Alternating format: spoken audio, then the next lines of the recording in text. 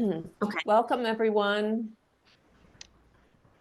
Welcome to the webinar, Farm Women, Centrality and Climate Actions in South Asia. This is our third webinar in the series on gender equity, mobilization, and sustainability initiatives from the Global South. Before we get started, I just have to review a couple housekeeping items.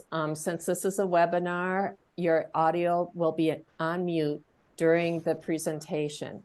If you'd like to ask a question of the presenter or make a comment, use the chat function at the bottom of your screen. And for any technical or logistical issues, send a message to Taylor Dorsey, our co-host, during the chat, again, using the chat function. Finally, please enter your name in the chat box and your affiliation. Okay, so I'm Karen Kaiser, and I'll be your moderator for today's session. This webinar is being co-sponsored by the U.S. nonprofit Friends of Kalangarai and Adelphi University. Friends of Kalangarai supports the community-based programs of Kalangarai, which is an NGO that serves widowed and abandoned women in South India with community-based programs and microcredit loans, self-help groups, and leadership training, among others. This series of 6 webinars features professionals leading innovative programs that focus on poverty, women's rights, environmental justice, and socioeconomic development in South Asia. Despite our efforts to educate and economically empower marginalized women in Global South, there's still extensive work to do. According to the United Nations reports, gender inequities are still deep-rooted in every society.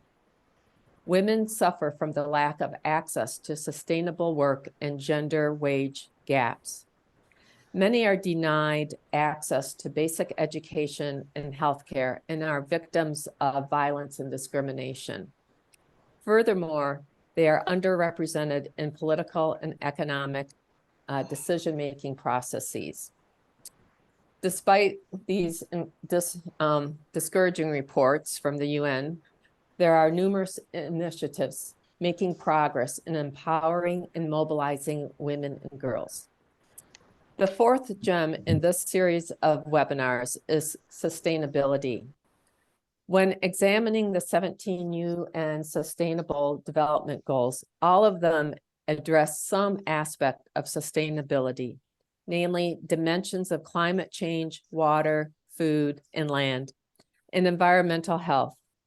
As we move forward with implementing our programs to address gender equity, we will need to think about how we can integrate gender equity and empowerment with these dimensions of sustainability.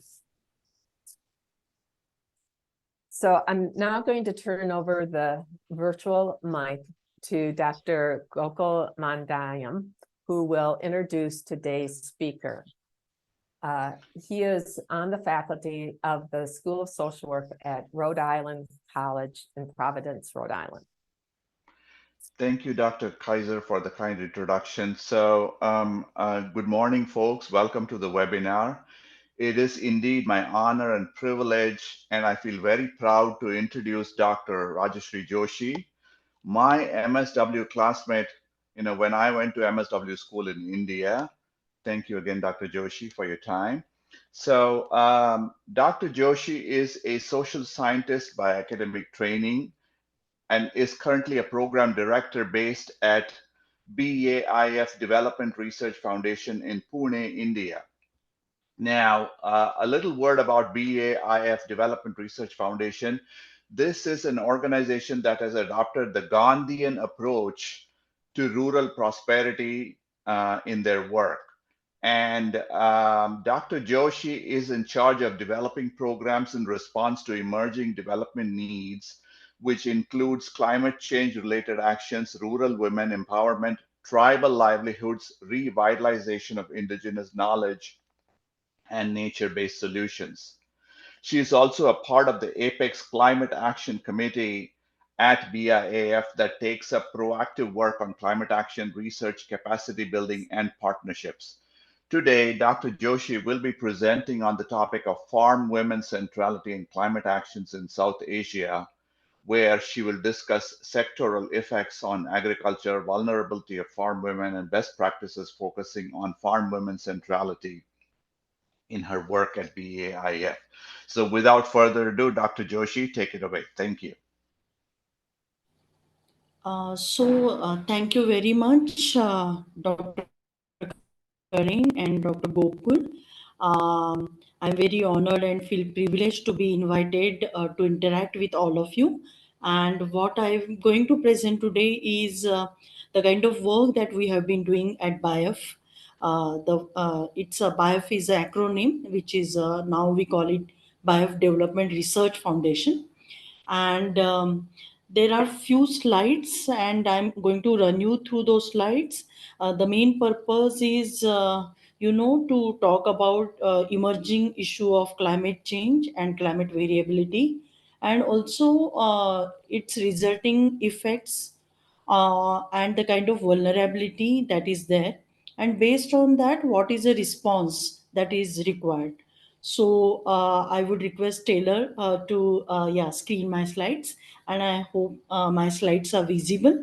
And it will be say 30 to 40 minutes of presentation.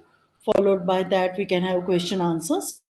And I'm looking forward to this interactive session actually, where I'm sure the other side of world, you will have lots of questions on the kind of work being done in South Asia.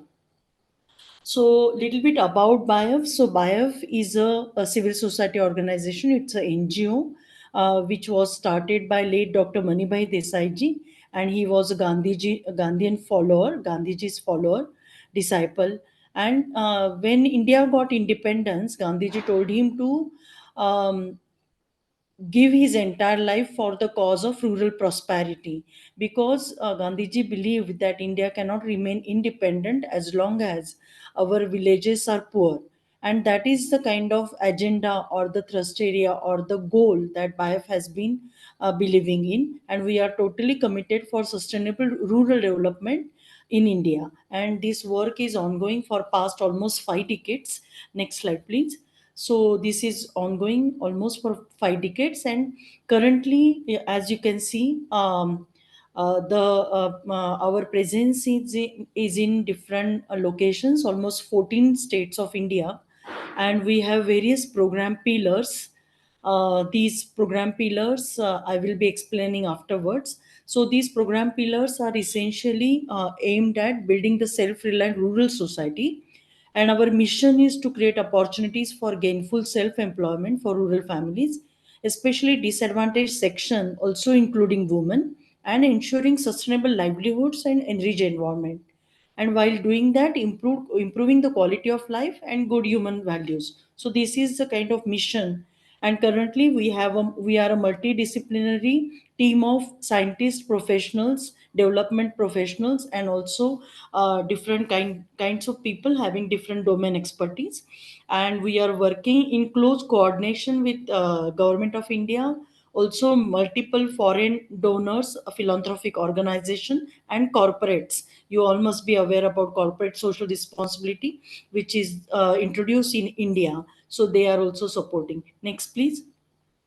So, with this mission and vision, BIAF started work in way back in 1967, and currently our programs are on different pillars. And when I'm showing these pillars, these are the programs introduced at a scale.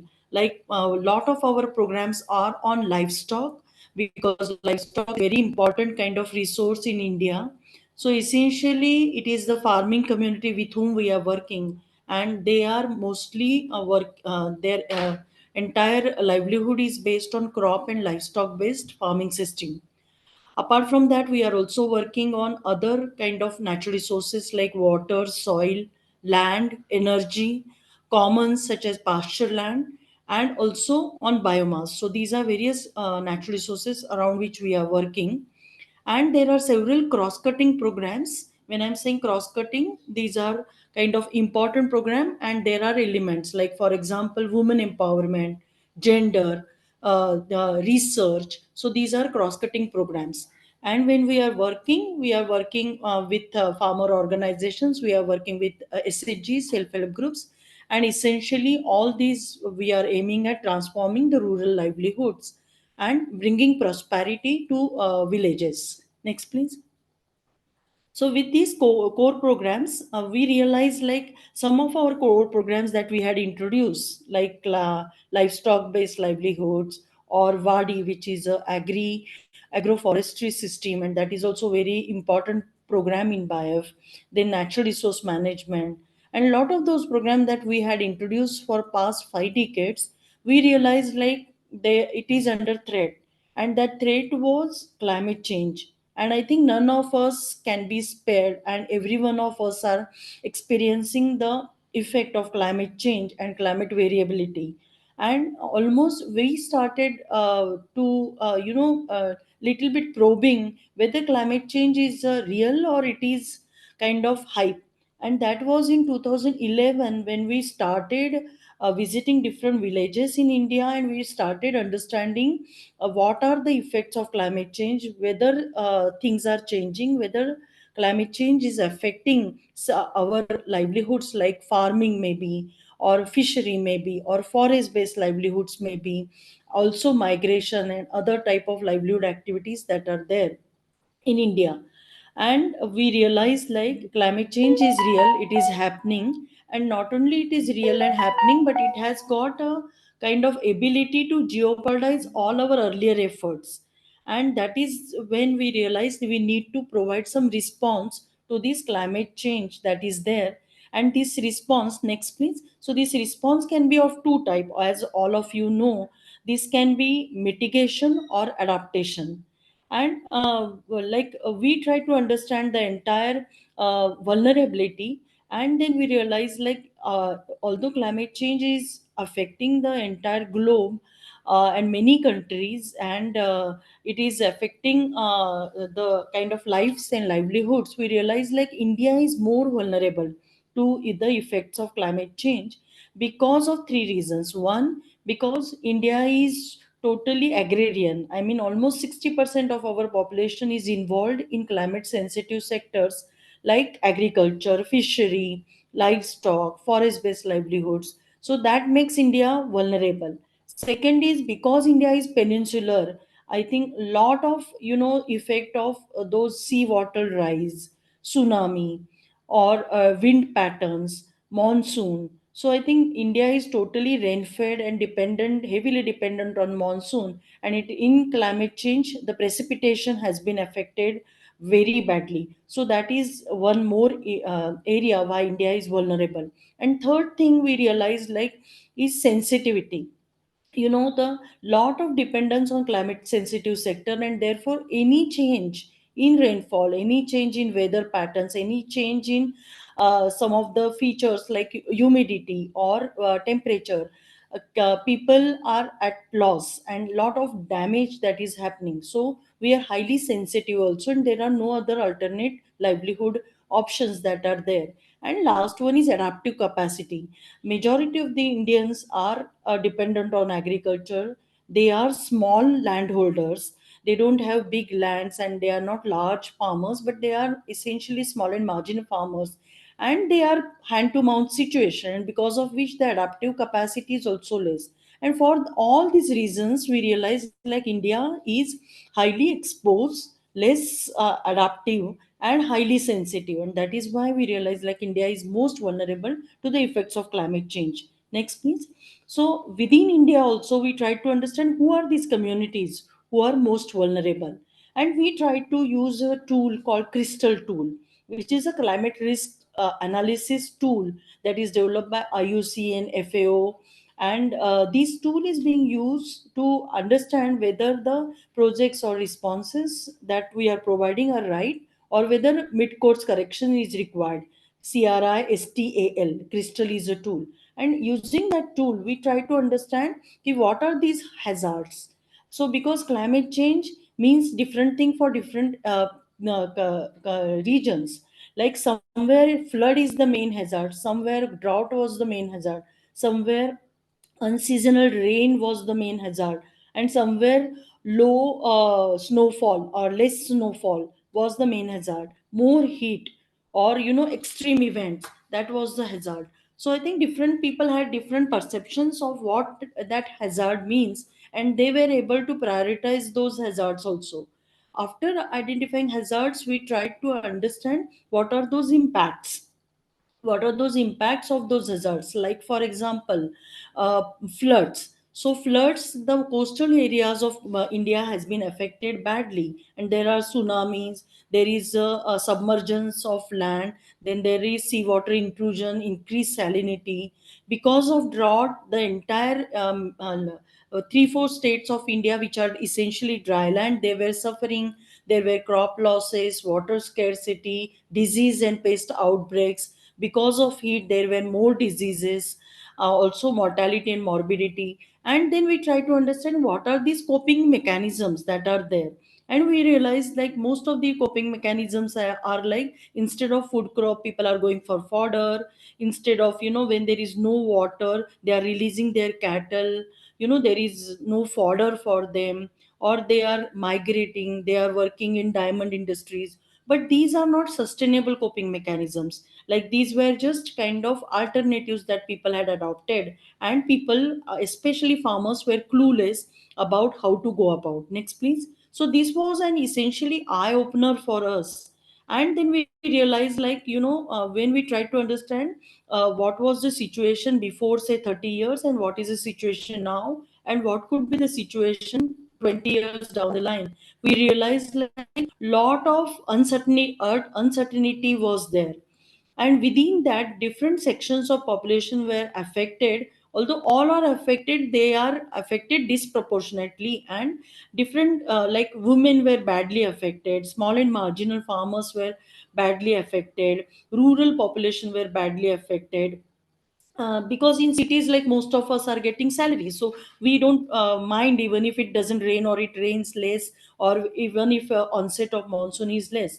But it is the farming communities who are totally dependent on monsoon, and that is the entire cropping calendar had gone for a toss. So that was the kind of realization. And main thing was uncertainty, unpredictability. There was no technologies, services or practices which they could adopt, and that was the realization. Next please. So against all these backdrop, we tried to understand ki, what could be the sectoral implications, say for water, say for soil, say for land which are degraded, for livestock, for agriculture. Like that, we tried to understand the sectoral implications also. Next please. And majority of the India is arid and semi-arid. So the another context, so climate change was one context. The second context was feminization of farming. Like in India, it is essentially family farming. So the entire family or husband and wife, they work on their farm. And now, because of the better opportunities, in search of better choices, able-bodied men are migrating to cities. And it is essentially the women who are settling down in villages, and they are taking care of land, they are taking care of their children, they are taking care of their livestock. And essentially, whether they like it or not, it is the female population which is entirely involved in farming related operations in India. So that was another context, and because of which there was lot of drudgery. There was lot of kind of hardship that a woman had to face. Now this situation of feminization and climate change, that again led to some of the operations are manually being done by women, like weeding. So there were newer weeds, new pest attack, loss. Post harvest was difficult because of the changes in weather, temperature variations, extreme climate events, and all of these. It was the women who were badly affected. Next, please. So this was the kind of context. Now, yeah. So the one another thing is, women are the kind of important demographic group in India, and also 50% of rural population or rural labor is women. Actually, it is more than 50. Actually, it is the women who have still retained the culture of agriculture. So, like you can see role of women in agriculture, whether it is seed preservation or whether it is post harvest preservation or food processing. And also it is, lot of those festivals, those useful tradition, it is the women who are playing important role. They are the custodian of lot of useful traditional knowledge. And so there is this they are also the main kind of keepers, or main they have main role to play when it comes to food and nutrition security of the family also. So that was also the thing. And increased feminization of farming. So all of these are made the problem quite complex. And most of the things are interlinked to each other. And that was the kind of context we tried to understand while working on climate actions and while working on gender and climate action. And we realize, like, gender, nutrition, agriculture, this needs to be seen as a continuum and not isolated or standalone problems. So that is the one realization that we realize. Next please. So against this, then we try to introduce some responses. And one such program which we conceptualized was in Himalayas for hill women.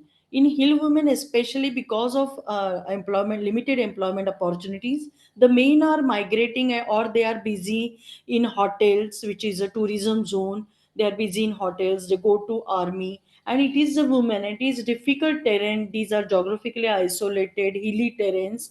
And the survival is to hand to mouth. And here the lot of drudgery is there for women. And land holdings are also terraces and quite hilly. And uplands are there, the agriculture farming has to be done on those uplands and fragmented land. So that made the problem quite severe. And we introduced a program with the help of adaptation fund board for sustainable livelihoods of agriculture dependent hill communities, especially hill women in Himalayas. Next, please. So that was one important program. Then we also started looking for other kind of pathways and programs around gender, climate action, nutrition, and agriculture.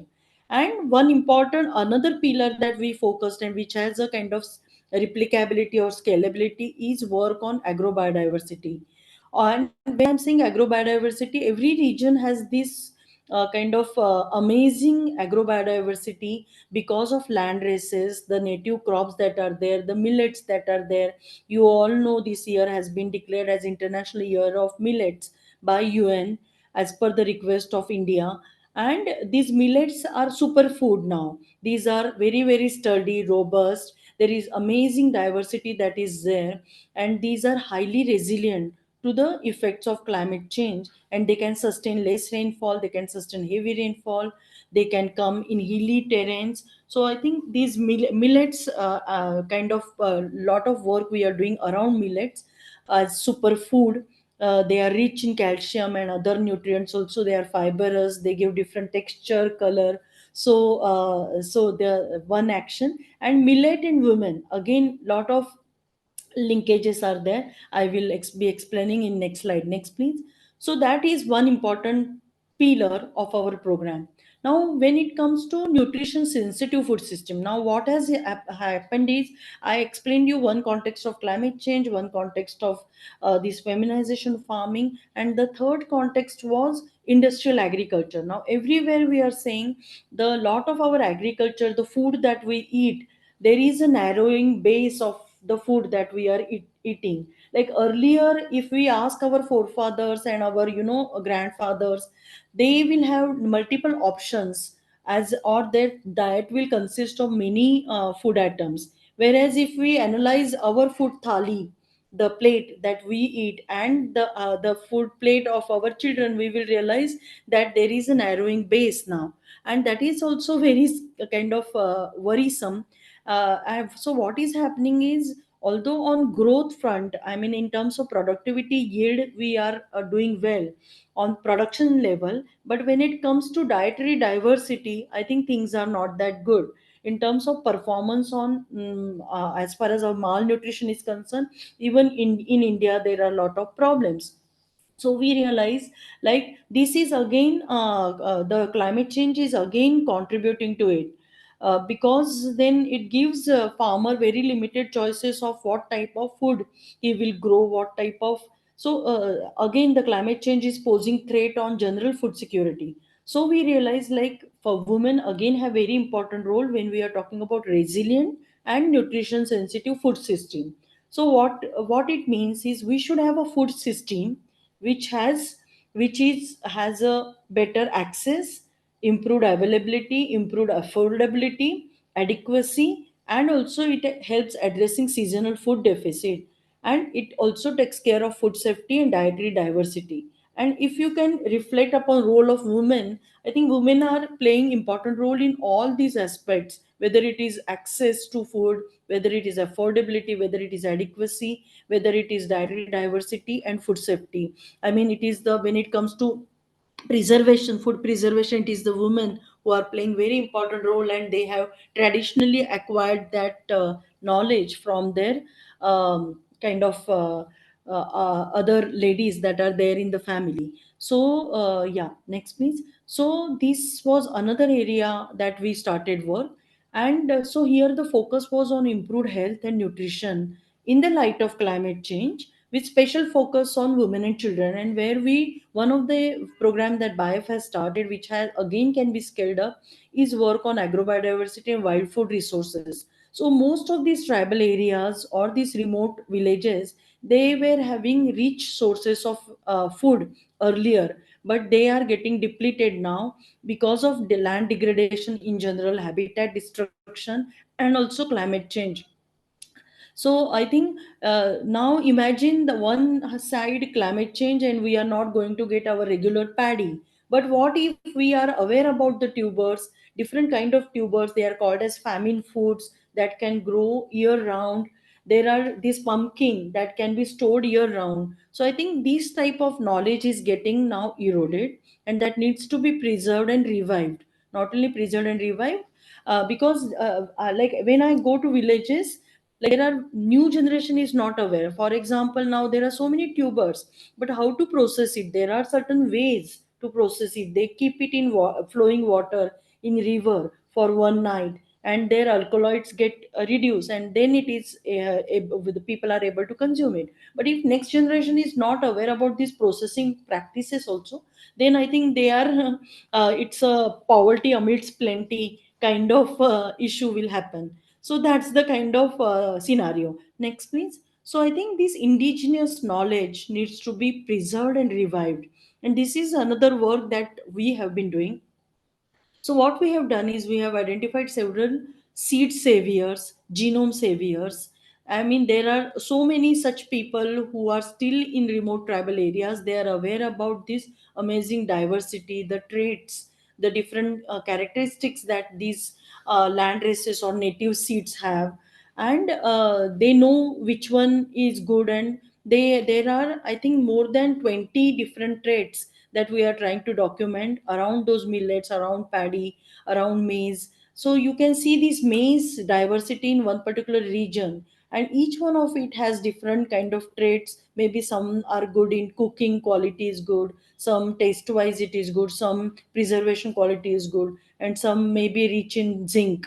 So I think we are trying to characterize, and also using biotechnology tools to understand the nutrition profiling also we are doing of all these. We are trying to document this knowledge, and mostly it is the women who are having this knowledge. They know how to preserve these seeds for next season, and main important thing is they have the culinary skills. They know which dishes to prepare out of these kind of amazing diversity, food related diversity that is there, and also how to integrate that into diet. So several dishes, even if somebody gifts us millet, we may not know how to consume it. So I think it is very necessary to have those culinary skills also. And I think culture, and now I'm going to participate in COP this year, COP 28 at Dubai, and there is an important pavilion on culture, tradition, and climate action. There is important pavilion on locally led adaptation, and I think women have very important role, and indigenous communities have very important role to play in such kind of efforts. Next please.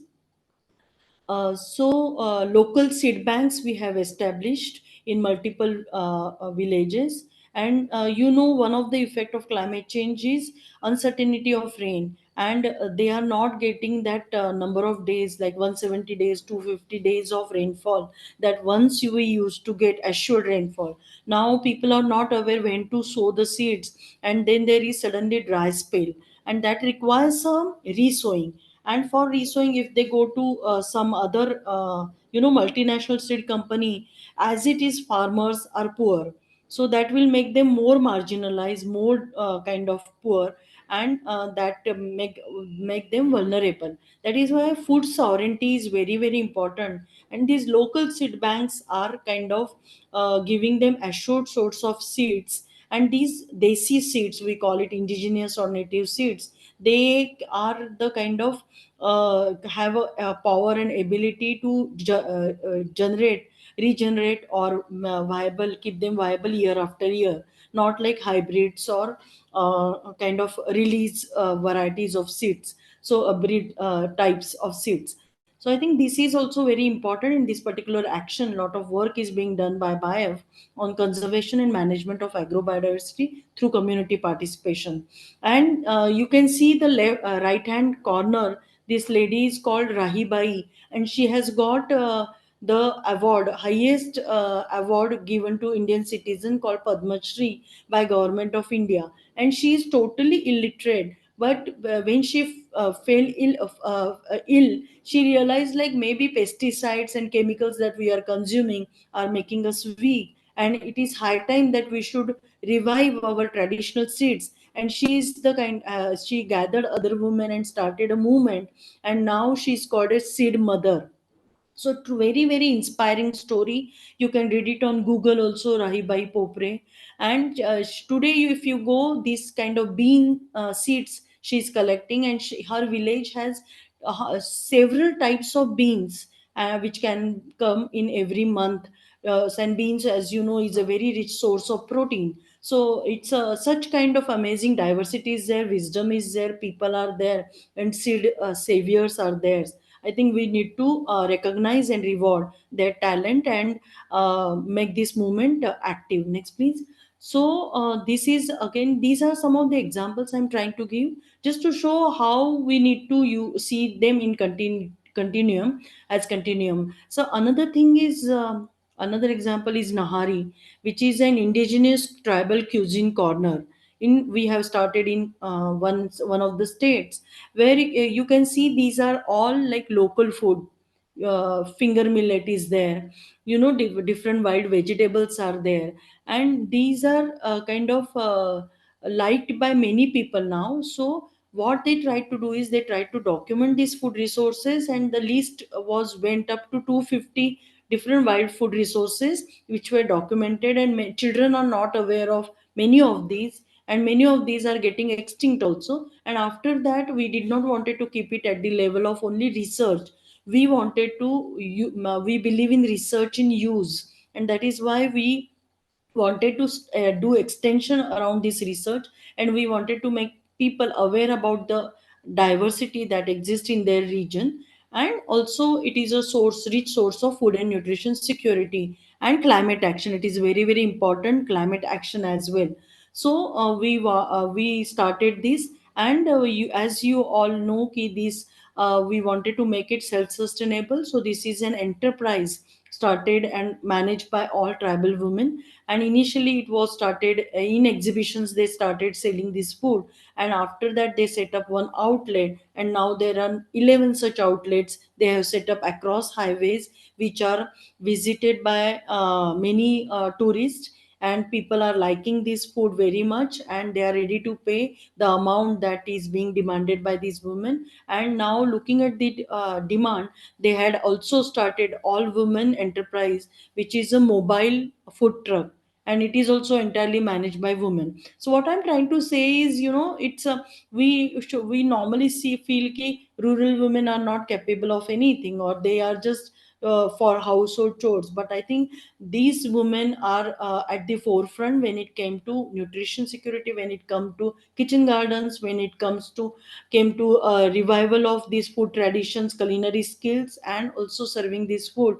And now because of that, we are bringing more and more area under millet production. Next, please. So this has got one case study award also recently.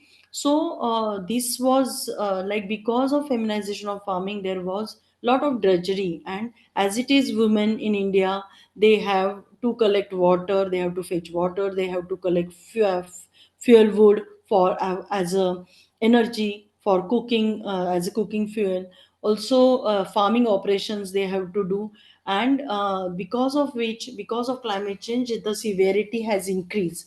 And there is a need to relook how best we can have actions where drudgery can be reduced. And therefore the focus is on introduction of women friendly farm machineries, and which are small farm machineries, not too heavy. Because I think what is happening is, when you are getting the tractor loaded machineries, women are not finding it easy to operate. So it is very necessary to have women friendly farm machineries, understand their workload and understand their requirements. Also they are small landholders. So we keep saying in India ki, instead of west, that is US, where land holdings are quite different, it is farm mechanization, it is managed differently. We should look towards east. I mean, countries like Japan, countries like China, where it is, the small holdings, small landholders are there, and machineries are also small and women friendly. So that is the kind of orientation required. Now again, here the cost effectiveness needs to be seen. So we have also introduced custom hiring center, where the machineries can be rented out, and this is again an enterprise managed by women. So what I'm trying to say is, there is livelihoods, plus there is a climate action, and there is a drudgery reduction that we are aiming at. Next please. So yeah, so these are the various pathways, self realization for women, capacity building, demonstration of best package of practices. Like now, this lady, you can see we have introduced line sewing instead of broadcasting, or line sewing can less within less seed. A lot of good tillers are coming, and yield is also good. Seed support, custom hiring center, tractor training, digital awareness. So these are the kind of lot of those support system is required to empower women farmers, and to make them change makers in agriculture. And this is what we are focusing as women empowerment pathways. Next please. So several such interventions are required now, not only in agriculture or crop based system, but also in livestock. In livestock also, it is from feeding the animals, collecting the fodder, collecting milk, giving it to dairy, collecting dung. So everything women have to do, but she is the one who doesn't have any say when it comes to selling the animal, selling the milk, how to use that income, decision making at home. She doesn't have much of this say. So what we are trying to do is, we are trying to build that cadre of paravets, and also giving lot of knowledge, access to technologies, access to advanced knowledge and skills. And that way we are ensuring farm women centrality in livestock sector also. And now we you can see there are several such change makers, like they are earning also, they are providing services to villagers, and they themselves have acquired many, adopted many good practices and technologies and services as a farmer also. So they are on the path of transformation now, and these are the kind of thing which needs to be replicated elsewhere also. Next please. Yeah, so digital, like everywhere now there is digital ecosystem. And I think again there is this notion that technology and women do not go hand in hand. So somehow that bias is still there. But I think that is what we are trying to break, those kind of glass ceilings, where we have taught them. When in I can give you one example of climate smart village, where we wanted to introduce of give advisories, climate related advisories to women. And then we collected numbers, phone number, this was in tribal areas. We collected phone numbers, and then we realized the message is going to her son, who is in city, studying in city. So we realized, like, they phone number that they gave, they do not have phones, smartphones. So I mean, that is also leading to digital divide. So I think we should be careful, and then to understand what is it that we want, and whether that ecosystem exists in the particular region.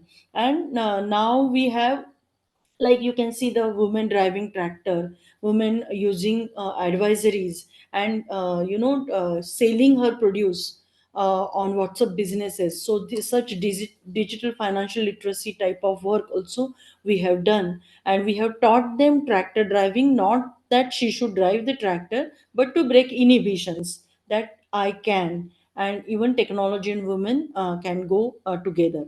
So that is the kind of work that we are doing. Next, please. So this is also very important aspect of gender and climate action.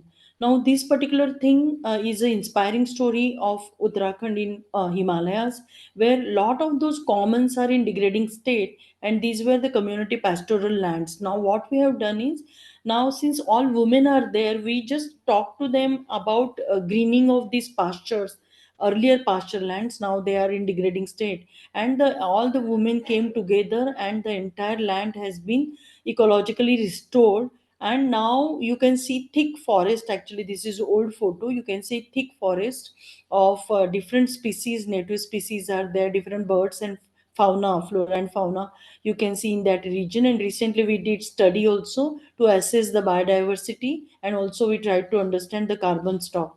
So those are the kind of inspiring stories that are there, and it is all women led. I mean, if you look at those women, they look very delicate, and they are extremely beautiful, but the kind of work they do, you will be surprised to see, they are not delicate the way they look, but they are very tough and they can do anything. Next, please. So this has also led to rejuvenation of their springs. So a lot of those climate actions we have introduced in the form of contingency planning, various climate smart practices and technologies, building partnership with government and also banks for loaning, and a lot of use of technology and blending of renewable energy and bioenergy type of solutions also. Next, please. So, yeah. So these are the kind of pillars of our climate smart village, where we are focusing on weather smart, water smart, carbon smart, nitrogen smart, energy smart, knowledge smart, institution smart. So within that, there are portfolio of practices, services, and technologies that are there. Again, keeping women centrality, so that they benefit out of this technology demonstration and dissemination. Next, please. So one important area which is discussed and emerging globally is nature-based solutions or nature-positive solutions. And when it comes to nature-based solutions, I think what we are talking about is not harming nature, but harnessing the power of nature. So the examples that I gave you, agrobiodiversity, whether it is work on soil organic carbon, whether it is work on land restoration, whether it is work on greening of pasture land, all of these are nature based on nature positive solutions. And I think women have this sixth sense, and they have been always living in harmony with nature, and especially it is true about indigenous communities. So I think we need us to adopt something called reverse anthropology. Like, one of my senior used to say, like, it's not like always like we have to bring something and provide them from external, from outside. I think we also can learn a lot from them. And adaptation that we are talking about, actually they have been living in harmony with nature for several generations. So I think we need to relook and revisit the kind of association that they have, the kind of belief system that they have, and kind of useful traditions that they have, and we need to learn from them and scale it up. Next, please. So this is one important lesson. And these are again conservation, managing, restoring, recycling. Everybody is talking about circularity now, uh, like dung. So dung is contributing to methane, but dung is also a resource. Can we call dung, instead of waste, can we call dung as a resource? It is a very good resource when it comes to biogas. It's a green energy source. So I think that need to have a different perspective now is required. And then I think small is beautiful, Schumacher has said. Also, lot of circularity and bioeconomy. There is ample scope for green businesses also around these resources that are there. Next, please. So I think what is required is a total transformation, a shift in our thinking, the way we see the things, and systems approach is required because I think a lot of compartmentalization and solving things in isolation we are doing. But I think that systems view, holistic view is required to understand that interconnectedness, to be able to ensure the environmentally sound sustainable development, food and nutrition security, poverty reduction, gender equality, just transition. Now this COP28 people are talking about loss and damage fund, just transition, climate finance. So I think all of these, I'm just trying to share key, this is not new thing. We just need to put ourselves back in the shoes of farmers. Yeah, next please. There is now like a discussion on One Health also. So in One Health also we are talking about health of a human being, health of livestock or animal, and health of a planet as continuum. Because again they are all interlinked. The COVID is the example where a lot of zoonotic diseases I think we need to be aware of. So I think that is the kind of lessons that world the people are I mean we are getting, and these are the various kind of impacts that we can draw from the nature-based solutions, the climate actions, also keeping the women centrality, inclusive approach for climate actions. Next, please. Uh, yeah, Sustainable Development Goal. I think Karen spoke about SDGs. So a lot of those SDGs are linked to the kind of actions that we just spoke about, because zero hunger essentially is linked to climate action. You know, all of them are interlinked. They are not isolated. They are interconnected, and we have to adopt action which can influence two, three of those goals. So that is very, very important. Next, please. I think there's only last slide. Yeah. So and impact. If we adopt this kind of approach, I think the impact is on planet. Impact can be seen economic front also, profit and people, definitely. So this and if we adopt those kind of pathways or path, I think that is the path of sustainability or sustainable development. I think that is what also Karin spoke when during opening remarks. So I think sustainable development and just transition, climate actions, women centrality, all of that goes hand in hand. If we understand this kind of interconnectedness is something what I wanted to say. Last slide, please. Yeah, so this is my last slide, and I think it is not either or. We need to adopt a development process, development efforts, development actions, the type of partnerships that we are talking about, technologies that we are talking about. I think it should have both. It should aim at ecosystem well-being, the health of a planet, as well as health of a human being or well-being of human being. So that has to go hand in hand, and I think it is not either or, and it's not difficult. There are several such examples and best practices that I tried to show you today. And like BAIF, there are many such organizations across globe who are doing very impressive work, and I think we need to have a pool of such best practices to be able to learn from it, draw lessons from it, policy influence policies and programs accordingly, and decide for ourselves, and give a better future for our children as well. So with this, I will stop, and I would request Taylor also to stop sharing screen. Thank you for that support, and over to you all for any questions. Yeah.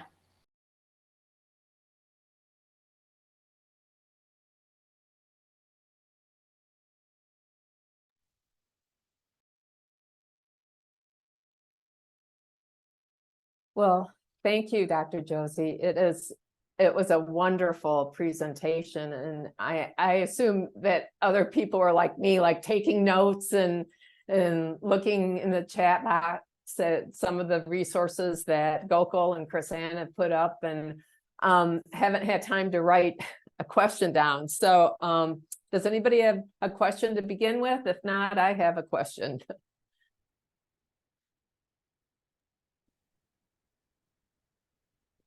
Okay, so and also it might help to unmute unmute yourself at this point if we don't want to be writing in the chat box, and we only have about 10 minutes. So I just have a quick question about if you are working for an NGO that in a rural area in India or maybe other parts of South Asia that would like to have your program implemented in their area, how do you go about doing that? I mean, do you is it coming from the villages that they want you to come in and do training and organize the women, or do you go out and try to find villages and women who might be interested in the programs? How does that kind of recruitment happen? So, we are an implementing organization, and most of our work happens in villages. So, we have our presence in villages, more than 1 lakh villages of India, and we have presence, and our team directly work on ground. So whenever we are going to new villages, we develop rapport with them, we interact with the communities, we try to understand their problems, and based on that, we try to develop the programs in a participatory mode. So women are very equal partners in our program. Okay, so in other words, your program comes to them or they come to you? No, we go there, Okay, you go and there. now farmers are aware, villagers are aware about BIF, the kind of science and technology based solutions that we are providing, the kind of participatory processes that we are introducing. So they are in continuously need for, farmers are always saying we are ready to do hard work, just give us right solution, give Okay. us, well, suppose if improved seeds are there, new technology is there, we are taking them for exposure. Initially we are talking to them, we are trying to understand their pain points, we are trying to understand what solution they can do and what BIF needs to do, so those from where we can scout those resources. So all of that happens in a participatory manner. Okay. Thank you for that answer. Chris-Ann has a question. Sure. I loved hearing about the millet and how it's now like considered a superfood, and it's International Year of the Millet by the UN. So I know, sometimes people are, really used to using the foods that are familiar, as you said. So I'm wondering how you support that cultural shift, because if they, like you said, they didn't use millet before, like how do you really help to kind of change the culture around using that grain? Sure, sure. I think that's a very good question because that shift will not happen suddenly. And in Marathi, millets are called as bharad dhanya. Bharad means coarse. The nomenclature itself, when we are saying it, coarse kind of cereals, or minor millets or minor cereals. So I think the type of narratives you use, that also makes whole lot of difference. So during the International Year of Millet, now our finance minister started calling it Shri Anna, which is like Shri is like goddess, Shri Anna. So that the future smart food, people are calling it future smart food. So the narrative building is very, very important.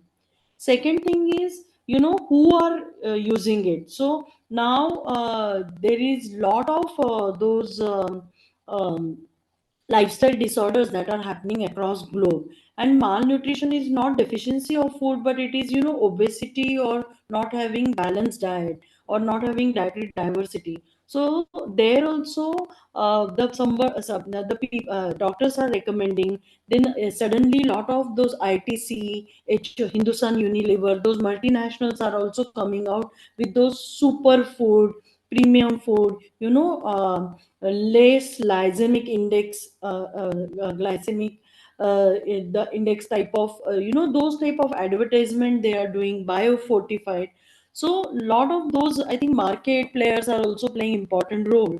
And as I said, ki, we also started creating, the one is, it is good only, but people don't know how to cook it. So a lot of recipe contests, popularizing those dishes, exhibitions, then giving them incentives, those type of things, also encouraging women to start businesses, startups. The processing itself was difficult for millets because they are very very tiny, and they are of different shapes and colors, so like, it's very difficult to process them also. So a lot of wastage used to happen. So every front, lot of investment, and because of International Year of Millet, that ecosystem is created. Now during COP20, the government made special efforts to serve millet dishes to delegates from different countries. So I think those type of popularization, promotion, product packaging, branding, positioning, all those type of efforts are also required, and that were taken and are underway. Okay. So we have one question from the chat. Eleanor wants to know, and first she says, thank you for this. I love and appreciate that your work balances the natural environment and human processes. I'm wondering, do you have thoughts or advice on how to get involved in work like this around the world? I hope to work outside the US and support efforts like those you shared today and help strengthen global collaboration. Yeah. No, there are a lot of such opportunities. Volunteerism is being encouraged. There are so many fellowships that are there, scholarships that are there. Different platforms are there. Different Facebook friend groups are there. Now coalitions are there. Organic agriculture movement is there. Natural farming movements are there. So locally led adaptation groups are there. So heritage culture, climate heritage culture group is there. So I think if you have a will, you will find a way. And different people are there. uh, Now we have so many social media handles, so I think through social media also, the world is on your fingertip tip, and then you can be part of many such groups, and they are really committed, passionate people, for that cause. And I think you can be part of many such groups, and there are ample such opportunities to get engaged if you are really interested. Okay, thank you. So we only have a minute left. I don't know, Taylor, could you put up the last slide? And just as you're doing that, perhaps Friends of Kalangarai could put on their website some resources for you, Eleanor, too, that would help you get going on finding other programs around the world. So I want you all to save the date for the next webinar, which is Thursday, January 18th. Gokul, could you introduce the speaker for the next webinar? Sure. Thank you, Karen. So the next speaker is again another classmate of mine from my MSW school days, Ms. Shilpa Vasavda, who is working in the area of advocacy for women's land rights, and she, I'm sure, has interesting stories to tell. Thank you.